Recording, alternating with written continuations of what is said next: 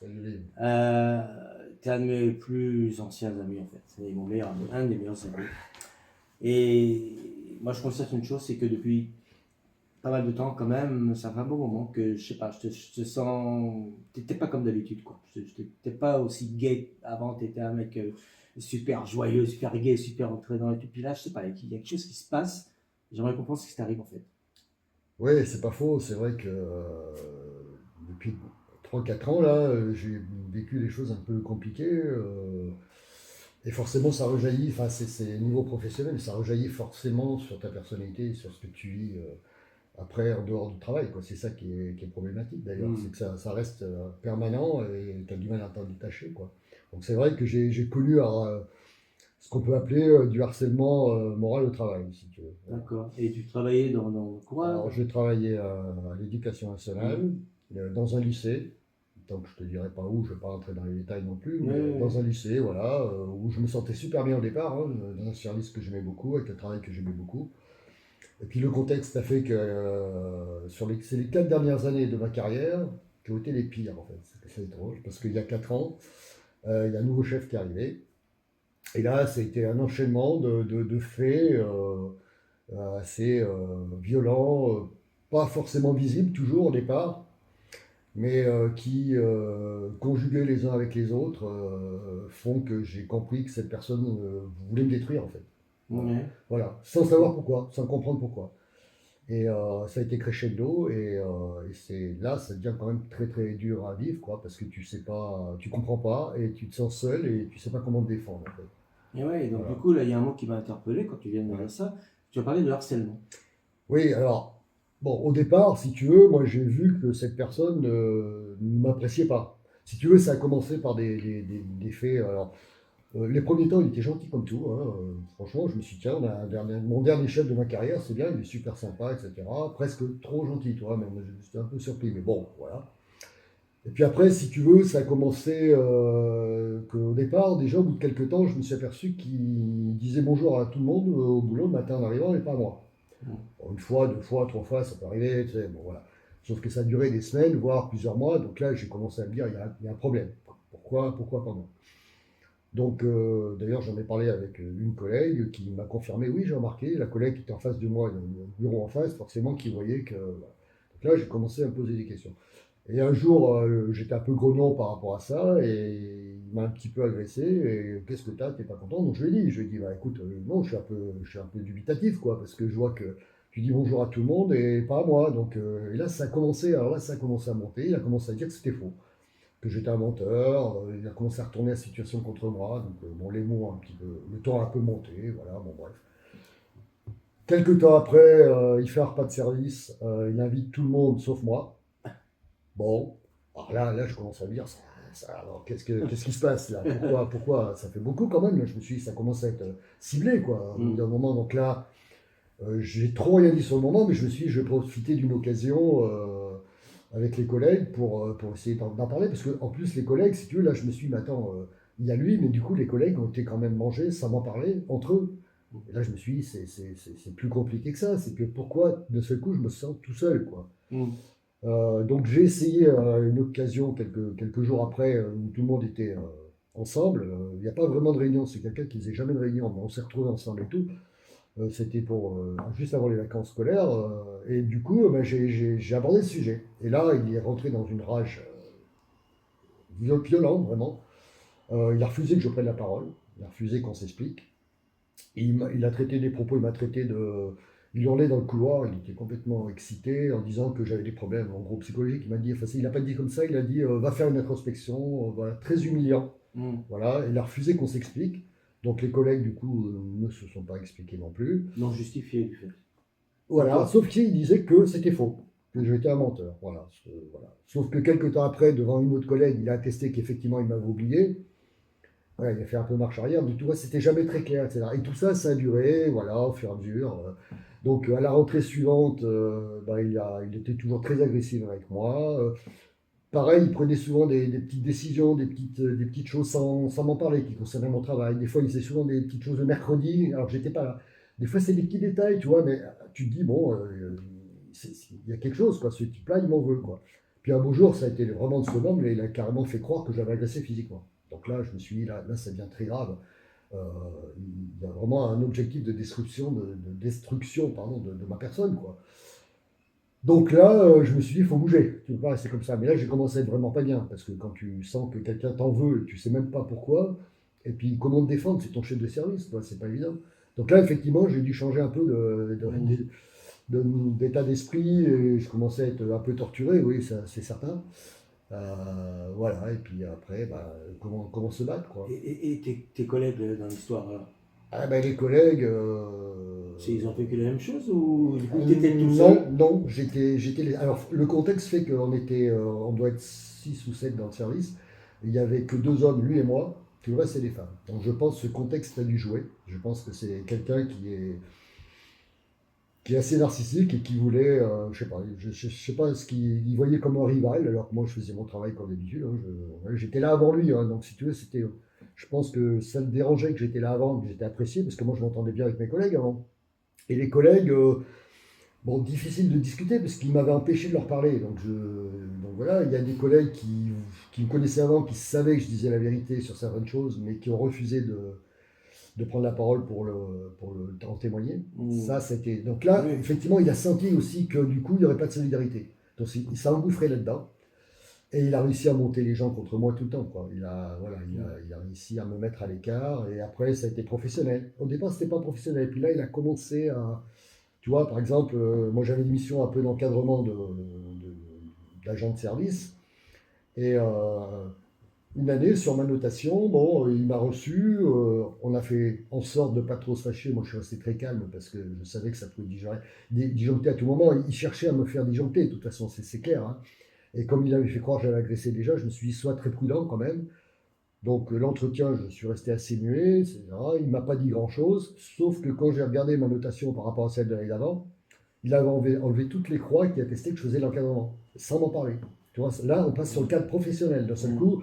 Voilà, donc, alors là, je me suis défendu aussi. J'ai été demandé des explications. J'ai dit, comment ça se fait? Quelle faute professionnelle j'ai faite? En gros, il n'y avait pas de faute professionnelle. D'ailleurs, ma notation était bonne. C'est ça la perversion du système, tu vois. Il faisait toutes les choses par derrière. C'était jamais blanc, jamais noir. Tu sais jamais trop. Enfin bon, pas d'explication. Voilà, donc après, enfin voilà, ça a été ça pendant pas mal pendant presque 4 ans. Sauf que j'ai essayé de me battre quand même. Et de toute façon, soit tu coules. À un moment, j'étais vraiment pas bien. À un moment, voilà, j'ai pris des trucs pour dormir, je ressassais, j'essayais de me battre. C'est un peu comme, tu sais, l'animal qui est dans les phares de la voiture, quoi. Il ne sait plus dans quel sens aller, il ne sait plus comment faire pour éviter l'obstacle. Ben, c'est un peu ça, quoi. Donc j'ai été voir mon médecin, je me suis arrêté juste une semaine parce qu'il y a un moment où je n'en pouvais plus. Et puis voilà. Mais est-ce qu'il y a, il y a un truc, ouais. Est-ce qu'il y a des gens quand même qui t'ont aidé? Qui m'ont aidé. Alors, au niveau des collègues, j'ai quand même 2 collègues qui ont été exceptionnels, franchement, qui ont eu le courage, parce qu'il faut quand même du courage.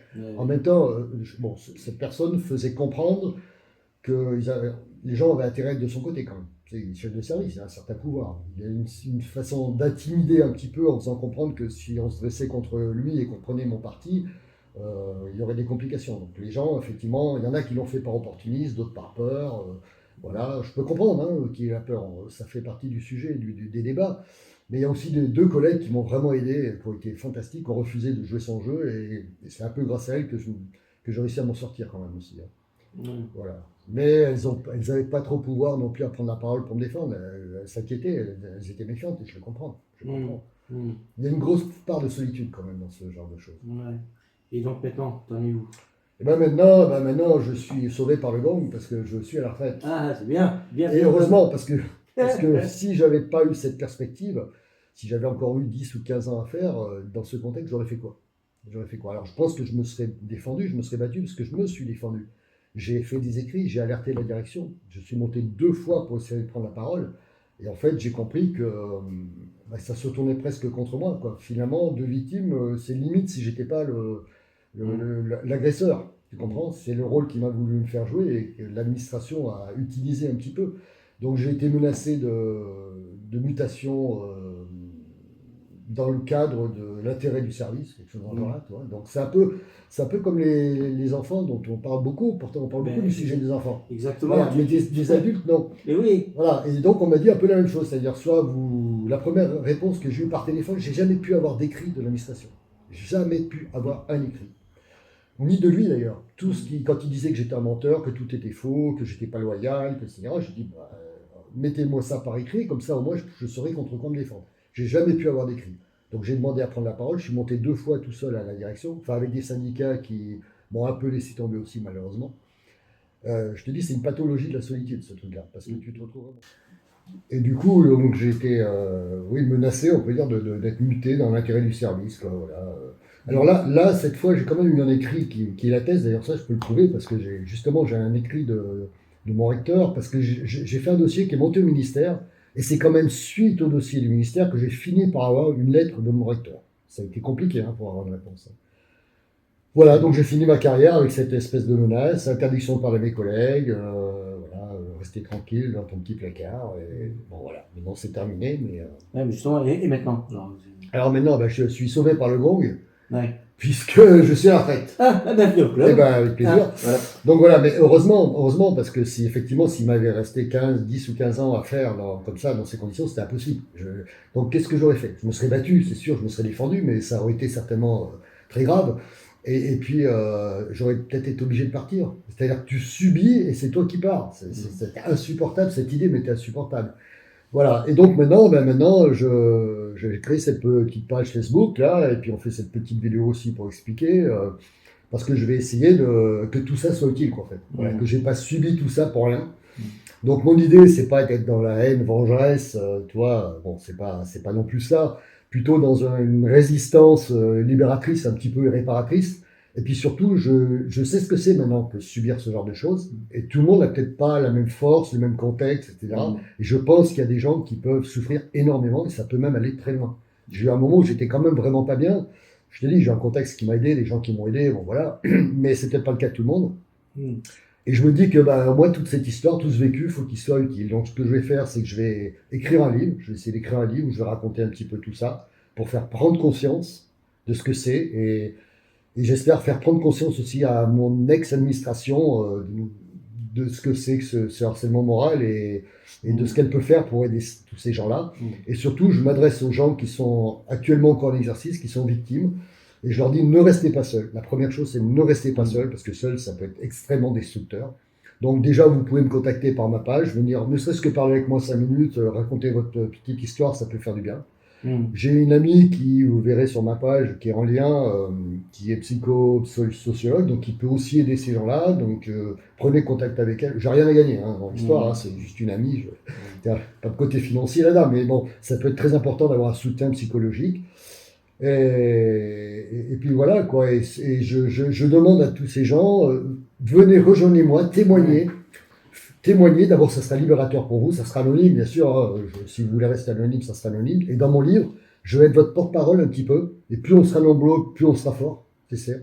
Et je raconterai votre petite histoire à la fin du livre, les plus pertinentes, et je serai votre porte-parole. Et ça sera. Vous aussi, vous subirez pas tout ça pour rien, quoi. Voilà. Ah ouais, parce que comme on le disait, il y a on a parlé, mais il y a un numéro spécial pour le harcèlement au sein des écoles, des enfants, etc. On peut pas, effectivement. Mais tu as raison. Puis on peut me reprocher de dire oui, mais non, l'administration, elle fait de la communication là-dessus. Oui, ça, de la communication, oui. Il y a une cellule d'écoute. Alors, ça serait bien qu'elle entende aussi. Voilà, une cellule d'écoute. Mais je vais te donner une petite anecdote. La personne de la hiérarchie qui m'a reçu et la personne qui qui supervise cette cellule d'écoute sur le harcèlement, etc. Et qui m'a dit, quand j'étais en face d'elle, je ne veux pas entendre parler de harcèlement. Ah oui.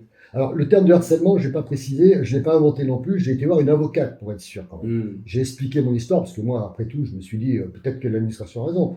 Tout le monde me disait c'est de harcèlement, sauf ma DRH. Bon, j'ai été voir une avocate qui m'a très rapidement confirmé que tout ce que je vivais, c'était du classique de chez classique. Malheureusement, il n'y a rien d'original dans mon histoire. Donc voilà, t'en sais un peu plus au livre, et je m'adresse donc à tous les gens qui peuvent éventuellement subir. Il n'y a rien d'original, mais peut-être plus commun qu'on le pense. Exactement. Je pense. Original, malheureusement non. Commun, malheureusement oui. Oui. Voilà. Exactement. Donc si vous êtes dans le même cas, si vous êtes en souffrance, envoyez-moi un petit message, ne restez pas tout seul. Et puis Si vous voulez bien témoigner, ça serait bien. Plus on sera nombreux, plus on sera fort. On mène le même combat, entre guillemets, j'aime pas ce mot combat, mais la même résistance. Et je serai votre porte-parole. Dans mon livre, je mettrai voilà, ces petites histoires, ça sera ces petites tristes histoires. Et voilà, j'en suis là aujourd'hui.